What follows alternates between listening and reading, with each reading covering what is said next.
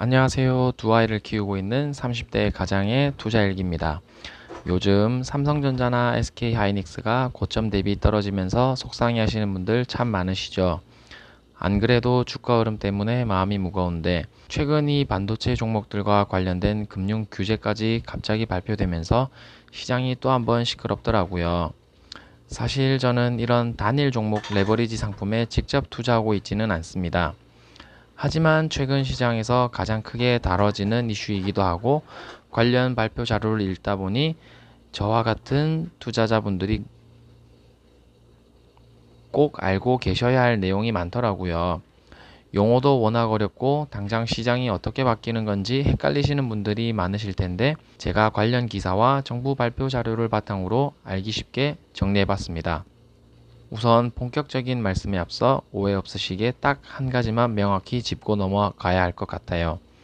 삼성전자와 하이닉스처럼 특정 단일 종목 하나만 두 배로 따라가는 상품들에게만 해당되는 이야기입니다.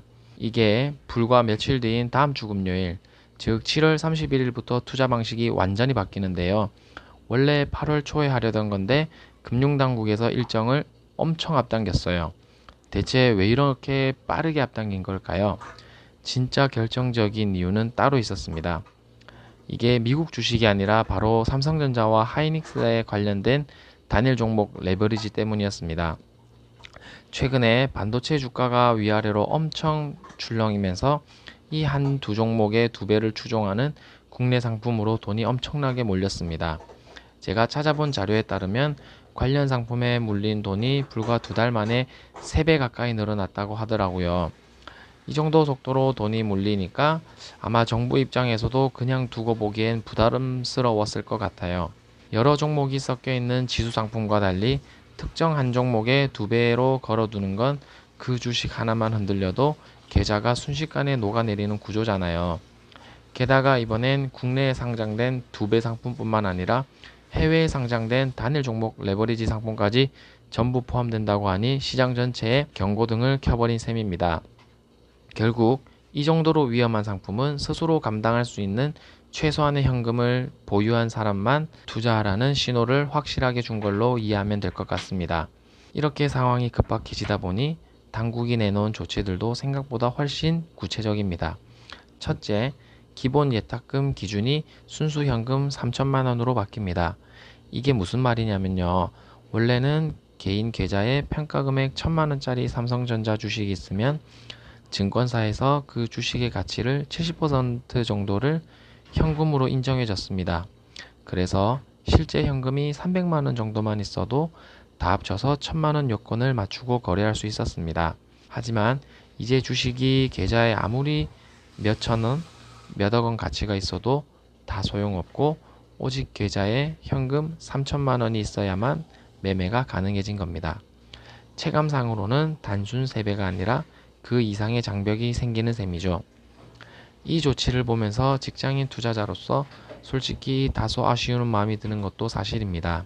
현금 3천만 원이라는 목돈을 거래 예탁금으로만 묶어둘 수 있는 일반 투자자가 생각보다 많지 않다 보니 소액으로 접근해 보려던 분들에게는 진입 장벽이 훨씬 높아진 셈이니까요.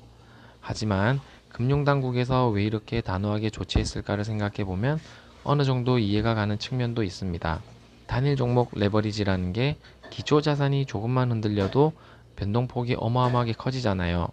특히 이 시장이 상승과 하락을 반복하면 원금이 계속 깎여 나가는 음해복리가 가장 위험한 상품인데 자칫 충분한 준비나 리스크 없이 들어갔다가 큰 손실을 보는 분들이 많아지다 보니 아마 강수 조치를 둔 게 아닌가 싶습니다. 제 개인적으로는 이번 규제가 소액 투자 기회가 줄어든 점은 아쉽지만 한편으로는 고위험 상품일수록 내 자산을 보호할 수 있는 신중함이 얼마나 더 중요한지 다시 한번 돌아보는 계기가 된 것 같습니다. 두 번째, 단일 종목 레버리지, 인버스, 커버드콜 상품의 신규 상장이 당분간 중단됩니다. 시장이 안정될 때까지 이런 고위험 상품을 더 이상 새로 만들어 내놓지 않겠다는 뜻으로 보입니다.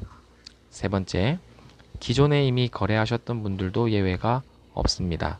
예전부터 이 상품을 갖고 계셨던 분들이라도 통장에 현금 3천만 원을 예탁금으로 채워놓지 않으면 추가로 매수할 수 있는 게 불가능합니다. 소액으로 조금씩 추가 매수하려던 길도 막힌 셈이죠. 네 번째, 한번 사고 팔 때의 최소 단위도 커집니다. 한 주씩 짧게 사고 팔면 되지 않냐 라고 싶으실 텐데요. 앞으로는 최소 20주 단위에 묶어서 거래하도록 바뀔 예정입니다. 소액으로 단타 매매를 반복하는 것 자체를 어렵게 만든 겁니다. 다섯 번째, 증권사나 운용사의 관련 광고가 전면 중단됐습니다.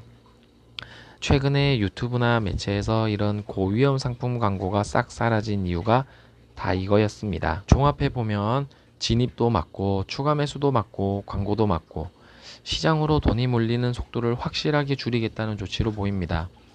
소액으로 빠르게 자산을 키워보려 하셨던 분들에게는 이번 소식이 다소 아쉬우실 수도 있을 것 같습니다. 저도 퇴근 후 자료를 하나씩 찾아보면서 이런 생각이 들더라고요. 과연 3천만 원이라는 현금을 이런 상품을 사기 위해 예탁금으로 묶어두는 게 맞을까? 아니면 차근차근 내 계좌를 채우는 씨앗으로 쓰는 게 맞을까?